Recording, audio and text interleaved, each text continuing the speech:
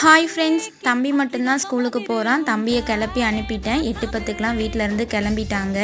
சாதம் வடிச்சிட்டு ரசம் தான் வச்சு கொடுத்துருந்தேன். ஏன்னா நேற்று வச்சுருந்த மீன் குழம்பே அப்படியே இருந்தது.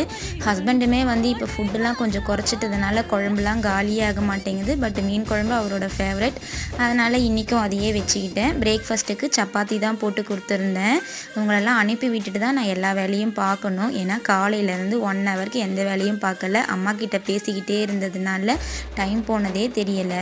இந்த துணி நேற்றே மடித்து வைக்கணும்னு நினச்சேன். ஆனால் நேற்றுமே எங்கள் சித்தப்பா வீட்டுக்கு போயிட்டேன். புது பொண்ணை பார்த்துட்டு வரலாம் அப்படின்ட்டு. அதனால் அதையும் இனிமேல் தான் செய்யணும். இந்த ஒர்க்கெல்லாம் முடிச்சுட்டு குளிச்சுட்டு வந்து பிரேக்ஃபாஸ்ட்டு சாப்பிட்றதுக்கு இவ்வளோ நேரம் ஆகிடுச்சு. சப்பாத்தியை டீயில் போட்டு ஊற வச்சு சாப்பிட்றதுக்கு எனக்கு ரொம்பவே பிடிக்கும். ஆனால் என்னோடய ஹஸ்பண்ட் ரொம்ப கிண்டல் பண்ணுவாங்க. எங்கேருந்து இந்த பழக்கத்தை கற்றுக்கிட்ட அப்படின்னு சொல்லி கேட்டுக்கிட்டே இருப்பாங்க. இது எங்கள் பாட்டிக்கிட்டேருந்து நான் கற்றுக்கிட்டது. உங்களில் யாருக்கு இந்த பழக்கம் இருக்குன்னு சொல்லுங்கள்.